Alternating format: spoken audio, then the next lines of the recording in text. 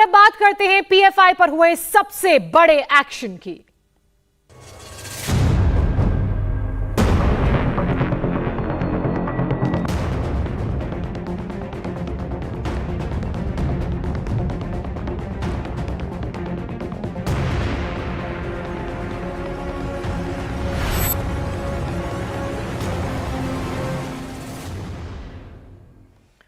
सबसे बड़े एक्शन से जुड़ी इस वक्त की सबसे बड़ी खबर आपको बता दें, देश भर में एनआईए ताबड़तोड़ छापेमारी कर रही है। टेरर फंडिंग मामले में छापे मारे जा रहे हैं। 12 से ज्यादा राज्यों में केंद्रीय एजेंसियां, एसटीएफ और स्थानीय पुलिस मिलकर रेड की कार्रवाई को अंजाम दे रहे हैं। सबसे पहले आपको 8 तस्वीरें दिखा रहे हैं जहां पर कर्नाटक से लेकर दिल्ली तक ये छापेमारी हो रही है। मंगलुरु में आप देख सकते हैं कि छापेमारी हो रही है, कर्नाटक के बीदर में।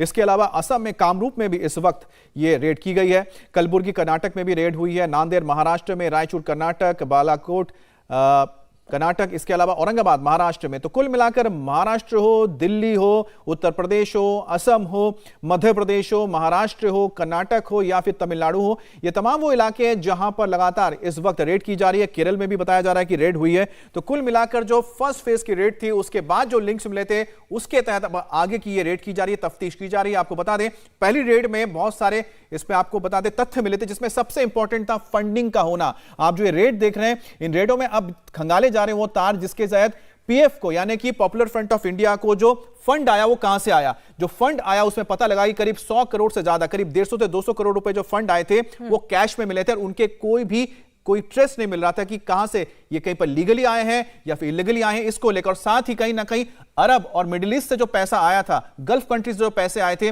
वो भी इसमें ट्रेस हुए हैं। और यही वजह है कि दूसरी बार जो रेड की जा रही है उसमें एक चीज सबसे इंपॉर्टेंट रखी गई है। जिन लोगों ने पहले जो रेड की गई थी उस दौरान प्रदर्शन किया था, हिंसा की थी, वैसे लोगों को चिन्हित करते उनको प्रिवेंशन कस्टडी में रखा गया है। फंडिंग और टेरर का लिंक सामने आया है। जिन 12 राज्यों में छापे पड़ रहे हैं उनमें दिल्ली, उत्तर प्रदेश, मध्य प्रदेश, तमिलनाडु, महाराष्ट्र, गुजरात, कर्नाटक और असम शामिल हैं। उत्तर प्रदेश में एनआईए का एक्शन जारी है तो पश्चिमी उत्तर प्रदेश से लेकर पूर्वांचल तक छापेमारी हो रही है। यह छापेमारी का राउंड 2 है, क्योंकि इससे पहले भी 22 सितंबर को एनआईए ने रेड की कार्रवाई को अंजाम दिया था और इस दौरान पकड़े गए पीएफआई के लीडर्स और कार्यकर्ताओं से कई खुलासे हुए थे, जिसके बाद अब आज छापेमारी का राउंड 2 पूरे देश में अमित चलाया जा रहा है। बिल्कुल, और एनआईए के छापेमारी के बीच सबसे बड़ी खबर दिल्ली से आ रही है। एनआईए के छापेमारी को देखते हुए दिल्ली पुलिस ने बड़ा कदम उठाया। जामिया नगर के ओखला इलाके में धारा 144 लगा दी गई है। 17 नवंबर तक इलाके में धारा 144 लागू रहेगी। इस दौरान जामिया मिलिया यूनिवर्सिटी के छात्रों और फैकल्टीज को लेकर भी आदेश जारी किया गया है और उस आदेश में कहा गया है कि किसी भी तरह की भीड़ जुटाने पर दिल्ली पुलिस एक्शन ले सकती है। और इसके पीछे की सबसे बड़ी वजह यह है कि दिल्ली में जो शाहीन बाग में सीए को लेकर प्रोटेस्ट हुआ था, इस प्रोटेस्ट में फंडिंग की जब जांच की गई तो पता लगा था किस तरह से पीएफआई की ओर से सारी फंडिंग हुई थी। साथ ही साथ जामिया मिलिया इस्लामिया यूनिवर्सिटी को लेकर जो वहां पर स्टूडेंट्स ने वहां पर विरोध प्रदर्शन किया था, चाहे वो हिजाब को लेकर या फिर दूसरी तमाम चीजों को लेकर, उसमें भी कैंपस फ्रंट ऑफ इंडिया या फिर पीएफआई के हाथ का सामने आना यह बताता है कि इस वक्त जो रेड की जा रही है दिल्ली में और खास तौर पे शाहीन बाग में जहां पर की हेडक्वार्टर है पीएफआई का, वहां पर जब रेड चल रही है तो एहतियातन यहां पर धारा 144 लागू कर दी गई है और 17 नवंबर तक इसे रखा जाएगा, क्योंकि आप समझ लीजिए कि आगे भी इस मामले में इस इलाके में छापेमारी होगी और खास तौर पर देखा जाएगा कि किस तरह से पीएफआई दिल्ली या फिर दिल्ली के आसपास के इलाकों में अनरेस्ट पैदा करने की कोशिश की गई। यहां तक कि दिल्ली जो दंगे हुए थे उसमें भी फंडिंग के तार पीएफआई तक पहुंचे थे और यही वजह है कि आप देख पा रहे हैं कि शाहीन बाग में इस बार जो छापेमारी हो रही है इसमें पैरामिलिट्री फोर्सेस को लगाया गया है, सीआरपी के जवान तैनात किए गए हैं। तो दिल्ली के 4 प्रमुख इलाकों में एनआईए इस वक्त छापेमार कार्रवाई को अंजाम दे रही है। भोगल, शाहीन बाग में एनआईए की रेड पड़ी है, साथ ही निजामुद्दीन, पश्चिम और ओखला में भी छापेमार कार्रवाई हो रही है। पीएफआई ने दिल्ली यूनिट के 2 लोगों को हिरासत में लिया है। यमुना किनारे के इलाकों में भी एनआईए की टीम जो है वो दबिश दे रही है। केंद्रीय एजेंसियों के साथ साथ दिल्ली पुलिस की स्पेशल सेल और लोकल पुलिस ने भी इस इलाके में छापेमार कार्रवाई को अंजाम दिया है। इस दौरान 1 दर्जन लोगों को हिरासत में लिया गया है। दरअसल एनआईए और ईडी ने इनपुट दिया था कि पीएफआई हिंसक प्रदर्शन की योजना बना रहा है। इसके बाद ही 12 से ज्यादा राज्यों में एक बार फिर से पीएफआई पर कार्रवाई शुरू हुई और खास तौर पे वो लोग उनको ट्रेस किया गया जो गड़बड़ी कर सकते थे, उनको प्रिवेंशन डिटेंशन में रखा गया है और साथ ही फंडिंग को लेकर लेकर लगातार छापेमारी की जा रही है। जो टेरर फंडिंग का जो पूरा मामला है, एनआईए इसको लेकर उत्तर प्रदेश में भी छापेमारी कर रही है। उत्तर प्रदेश के 1 दर्जन से ज्यादा शहरों में पीएफआई के ठिकानों पर यह छापेमार कार्रवाई को अंजाम दिया जा रहा है। लखनऊ और उसके आसपास के इलाकों में एनआईए इस वक्त पीएफआई के ठिकानों पर छापेमारी कर रही है। लखनऊ के साथ साथ पश्चिमी उत्तर प्रदेश और पूर्वांचल के भी कई ऐसे इलाके हैं जहां पर एनआईए की टीम छापेमार कार्रवाई को अंजाम देने के लिए पहुंची हुई है। छापेमारी के दौरान मेरठ और बुलंदशहर से कई लोगों को हिरासत में लिया गया। सीतापुर की बात करें तो यहां से भी एक संदिग्ध को हिरासत में लिया गया है। तो उत्तर प्रदेश में भी बड़ी कार्रवाई हो रही है। बुलंदशहर हो, चाहे वो सीतापुर हो, यानी कि पूर्वी उत्तर प्रदेश हो, पश्चिमी उत्तर प्रदेश हो, या फिर मध्य उत्तर प्रदेश या अवध का इलाका यानी लखनऊ और आसपास के इलाकों में जैसे सीतापुर है, यहां पर भी छापेमारी की जा रही है। और छापेमारी की सबसे बड़ी वजह है कि पीएफआई के लिंक्स को तोड़ना, उनके जो मॉड्यूल्स अलग अलग इलाकों में हैं और वो जिस तरह से अंडरग्राउंड लेके या फिर समाज सेवा का आड़ लेके वो जिस तरह से फंडिंग करते हैं एंटी नेशनल एक्टिविटीज में, उसी को ही यहां पर तलाशा जा रहा है, उसकी छानबीन की जा रही है। अगर आप क्रोनोलॉजी उठाकर देख लेते हैं, सीए के प्रोटेस्ट इसकी शुरुआत हुई थी और इसमें लगातार देखा गया किस तरह से फंडिंग करके लोगों को उकसाया गया। एक बड़ी खबर आ रही है महाराष्ट्र से। यहां एनआईए ने पीएफआई की कमर तोड़ दी है। महाराष्ट्र के आधे दर्जन से ज्यादा जिलों में एनआईए छापेमार कार्रवाई को अंजाम दे रही है, रेड मार रही है। अब तक महाराष्ट्र में पीएफआई से जुड़े 27 लोगों को गिरफ्तार किया गया है। औरंगाबाद की बात की जाए तो यहां सबसे ज्यादा 14 लोगों की गिरफ्तारी की गई है। संभाजीनगर में 13, पुणे में 6 लोगों को हिरासत में लिया गया है। एनआईए ने एसटीएफ के साथ मिलकर इस ज्वाइंट ऑपरेशन को अंजाम दिया है। सोलापुर में पीएफआई के एक एक्टिव मेंबर को हिरासत में लिया गया है। महाराष्ट्र के ठाणे में 4 लोगों को गिरफ्तार किया गया है। इसके अलावा मुब्रा में 2, कल्याण में 1, भिवंडी में 1 ऐसे व्यक्ति हैं जिनका पीएफआई से ताल्लुक है, उन्हें गिरफ्तार किया गया है। और ये पीएफआई के एक्टिव मेंबर गिरफ्तार चारों आरोपी बताए जा रहे हैं। तो आपको बता दें कि महाराष्ट्र में बहुत ही इंपॉर्टेंट इलाकों में एक एक करके रेड दी जा रही है। और जो तस्वीर हम आपको दिखा रहे हैं इस वक्त, आप देख रहे हैं औरंगाबाद और साथ ही मालेगांव की तस्वीर देख रहे हैं। मालेगांव में पीएफआई से जुड़े कुछ सदस्यों को गिरफ्तार किया गया है, जिसमें 2 सदस्य शामिल हैं। यहां पर एसटीएफ के साथ एनआईए की टीम ने छापेमारी की थी और एनआईए के बोर्ड से बताया जा रहा है कि जो आसपास के इलाके वहां पर भी छानबीन की जा रही है। और हमारे तमाम सहयोगी इस वक्त देश के अलग अलग कोनों से हमारे साथ जुड़ चुके हैं। जतिन हैं, श्रुतिका हैं, इसके अलावा अनुराग अमिताभ हैं, आप विशाल प्रताप सिंह हैं, टी राघवन हैं। सबसे पहले उत्तर प्रदेश की बात कर लेते हैं। विशाल प्रताप सिंह हमारे साथ बने हुए हैं। विशाल, एक पहले छापेमारी की कार्रवाई हुई, एक बार फिर से दोबारा राउंड 2 शुरू हुआ है, एनआईए की टीम छापे मार रही है। इस बार क्या कुछ पता चला है, कितनी गिरफ्तारियां हुई हैं?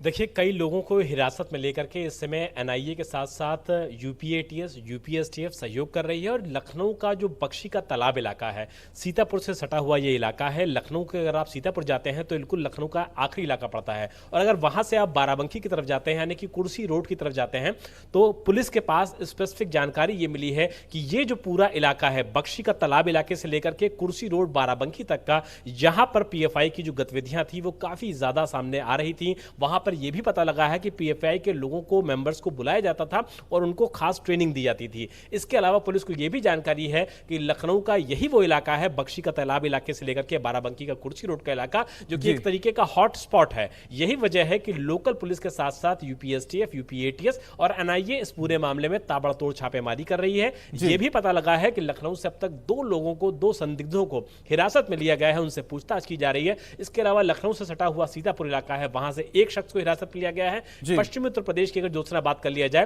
तो वहां पर मेरठ और बुलंदशहर से कम 1 दर्जन लोगों को हिरासत में लिया गया है और उनसे पूछताछ की जा रही है। साथ ही साथ बस्ती की बात किया जाए, संत कबीर नगर की बात किया जाए, या नेपाल से सटे जो बहराइच के बॉर्डर्स हैं उनकी बात किया जाए, वहां पर भी लगातार छापेमारी की जा रही है और कई संदिग्धों को हिरासत में लेकर के पूछताछ की जा रही है। तो ओवरऑल यानी कि उत्तर से लेकर पश्चिम तक पूरा उत्तर प्रदेश, यानी पूरा पश्चिम और साथ ही साथ जो मध्य अवध का जो पूरा इलाका है, आप जैसा बता रहे हैं कि हर जगह पे इस वक्त छापेमारी चल रही है। लेकिन सबसे इंपॉर्टेंट दिल्ली की हम बात कर लेते हैं। राजधानी दिल्ली में जो खबर आई है, श्रुतिका, अगर आप शाहीन बाग इलाके में, क्योंकि सुबह आप वहां पर मौजूद थे, वहां पर धारा 144 लागू कर दी गई है। क्या इनपुट सामने आए जिसके बाद इतना बड़ा कदम उठाना पड़ा एहतियातन?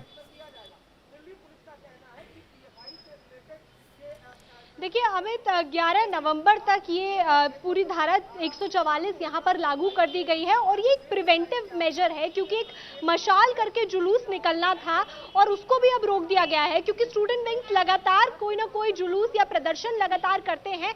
ऐसे में ये प्रिवेंटिव मेजर लिया गया है, क्योंकि ये बेहद ही संवेदनशील इलाका है। सुबह से ही यहाँ पर जो पैरामिलिट्री फोर्सेस हैं वो भी तैनात हैं। इस वक्त मैं मौजूद हूँ गेट नंबर 7 के सामने, जामिया मिलिया इस्लामिया यूनिवर्सिटी के गेट नंबर 7 के सामने, जहां पर अभी भी पैरामिलिट्री फोर्सेस यहां पर तैनात कर दी गई हैं। ये एक प्रिवेंटिव मेजर है क्योंकि जो पैरामिलिट्री फोर्सेस, आप जरा तस्वीरें भी दिखा दें किस तरह से वहां पर एहतियातन ये सिक्योरिटी फोर्सेस को तैनात किया गया है। जी देखिए, तस्वीरों में भी दिखा दूं कि मैं यहाँ पर सीआरपी पैरामिलिट्री फोर्सेस यहाँ पर तैनात हैं और जो मेन मोटिव यहाँ पर इनको तैनात करने का है वो यही है कि स्टूडेंट विंग्स की तरफ से लगातार प्रोटेस्ट होते हैं। और पिछली बार जब 22 सितंबर को भी पीएफआई के ठिकानों पर रेड हुई थी तो हमने देखा है कि किस तरीके से अलग अलग इलाकों में जो प्रोटेस्ट भड़के थे। ऐसे में ये यहाँ पर ना हो, क्योंकि सीएए हो या एनआरसी हो या फिर दिल्ली के 2020 के दंगे हो, उनके दाग पीएफआई के ऊपर लगे हुए हैं और यही कारण है कि ऐसा कुछ यहाँ पर डिस्टरबेंस ना हो और कोई भी दिक्कत यहाँ पर सामने ना आए। इसी के लिए ये प्रिवेंटिव यहाँ पर सिक्योरिटी बढ़ा दी गई है। और ये यूनिवर्सिटी का मेन इलाका है, गेट नंबर 7 और 8 यूनिवर्सिटी का मेन इलाका है, वहां पर प्रिवेंटिव रूप से सिक्योरिटी बढ़ा दी गई है और यही हाल देश के बाकी राज्यों का भी है। उत्तर प्रदेश और दिल्ली का हाल हमने जाना। टी राघवन का रुख कर लेते हैं, उसके बाद दिनेश हम आपके पास आएंगे। टी राघवन, बेंगलुरु में 70 लोगों की गिरफ्तारी की कर्नाटक से खबर है। यहां पर भी कई जगह और कई ऐसे ठिकाने हैं जहां पर रेड की जा रही है। विस्तार से उस कार्रवाई के बारे में आप बताइए। जी बिल्कुल, देखिए ये आज की कार्रवाई जो है वो कर्नाटक पुलिस की तरफ से की जा रही है। एनआईए से एडवाइस मिली है, उसके मुताबिक ये कार्रवाई है। जो मेन थ्रस्ट है, मेन फोकस है इस कार्रवाई का, ये वो लोग हैं जो आज प्रिवेंटिव कस्टडी में लिए गए हैं, जिन्होंने एनआईए की रेड के बाद जो पीएफआई के सीनियर लीडर्स अरेस्ट हुए थे उनके पास उनके समर्थन में सोशल मीडिया में या फिर सड़क पर उतरकर प्रदर्शन किया था। पुलिस को, यहाँ पर होम डिपार्टमेंट को ऐसा लगता है कि चूंकि ये फेस्टिव सीजन है तो आने वाले 1 महीने में ये लोग और ज़्यादा गड़बड़ी पैदा कर सकते हैं। पूरे राज्य में लॉ एंड ऑर्डर की सिचुएशन जो है वो खराब हो सकती है। इस वजह से करीब 70 लोगों को अभी तक प्रिवेंटिव कस्टडी में लिया गया है। सीआरपीसी 107 के तहत एग्जीक्यूटिव मजिस्ट्रेट के सामने जब हम आपसे बात कर रहे हैं, इन्हें प्रोड्यूस किया जा रहा है बारी बारी से और यह कहा जा रहा है कि जिनके खिलाफ क्रिमिनल रिकॉर्ड्स हैं उन्हें जुडिशियल कस्टडी में रखने की प्ली कोर्ट के सामने की जाएगी और जिनके खिलाफ अभी तक कोई मामला नहीं है उनसे गुडविल बॉन्ड साइन करवाया जाएगा, जिसमें यह लिखवाया जाएगा कि वो आने वाले दिनों में किसी भी तरह के विरोध प्रदर्शन में शामिल नहीं होंगे, भीड़ नहीं जुटाएंगे, उसके बाद उन्हें छोड़ा जाएगा। अब ये शाम तक पता लग पाएगा कि कितने लोगों को प्रिवेंटिव जुडिशियल कस्टडी में भेजा गया है। लेकिन जो मेजर कार्रवाई हो रही है वो नॉर्थ कर्नाटका और कोस्टल कर्नाटका में हो रही है, जहां पर पीएफआई का प्रेजेंस बहुत ज्यादा है। बिल्कुल। अच्छा, हम आपके पास फिर से आएंगे पूरी डिटेल लेने के लिए, जतिन भी हमारे साथ है। लेकिन एक जो राज्य है मध्य प्रदेश, हमारे साथ अनुराग अमिताभ जुड़े हैं। अनुराग, ये बताइए कि मध्य प्रदेश भी पीएफआई के टारगेट में आ गया। ये अपने आप में एक बहुत बड़ी बात है क्योंकि प्रेजेंस उसका अभी तक सदर्न या फिर ईस्टर्न में ज्यादा नजर आ रहा था। हालांकि सिमी जरूर मध्य प्रदेश में पहले बहुत एक्टिव रहा है। देखिए, सबसे बड़ी बात जो अब आपने उठाई है कि सिमी बहुत ज़्यादा एक्टिव रहा है और पीएफआई का जो बीते एक सालों से जो नेक्सस चल रहा था उसको एनआईए ने अब जाकर तोड़ने की कोशिश की है। और आपको जो बात आपने खुद उठाई है, सिमी जहां जहां पर एक्टिव रहा, सिमी ने जहां पर जड़ बनाई, जो मालवा रीजन कहा जाता है, इंदौर, उज्जैन, देवास, शाजापुर, यहीं से सबसे ज्यादा गिरफ्तारियां हुई हैं। गुरुवार को जब एनआईए ने मध्य प्रदेश पे रेड मारी थी तो सबसे पहले जो पीएफआई के अध्यक्ष हैं अब्दुल करीम समेत जो जनरल सेक्रेटरी हैं अब्दुल खालिद को अरेस्ट किया था। 3 लोगों की अरेस्टिंग हुई थी इंदौर के सदर बाजार इलाके से, उज्जैन से एक शख्स को उठाया था। इन चारों की गिरफ्तारी के बाद जो इनसे जो इनपुट्स मिले उसके बाद ये एक्शन 2 हुआ है। इस एक्शन 2 में मालूम चला है कि तमाम जो इलाके हैं जहां पर सिमी ऑलरेडी मजबूत था वहां पर पीएफआई ने अपनी पकड़ मजबूत की है कई तरीकों से।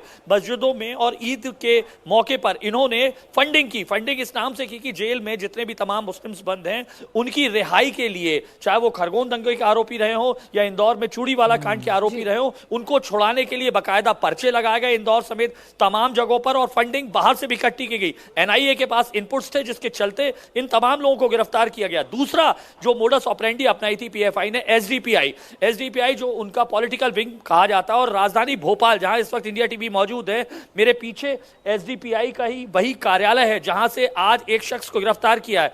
इस सोशल डेमोक्रेटिक, ये जो आपके सामने पार्टी ऑफ इंडिया का जो ये दफ्तर है, इसके सहारे उन्होंने शाजापुर, देवास, उज्जैन में लोगों की समर्थन जुटाने की कोशिश की। और आपको बताऊं, नगर पालिका के जो चुनाव शाजापुर में बीते महीनों में हुए थे, वहां पर एसडीपीआई का एक जो कैंडिडेट है वो नगर पालिका के चुनाव में जीतकर पार्षद भी बना। जाहिर तौर पर फंडिंग भी हो रही थी और पॉलिटिकली अपने आप को मजबूत करने की भी पीएफआई की तैयारी हो रही थी। जिस दिन वो पार्षद का इलेक्शन जीत के आता है, एसडीपीआई का जो पार्षद है, उसी दिन उसकी रैली में पाकिस्तान जिंदाबाद के नारे भी लगते हैं।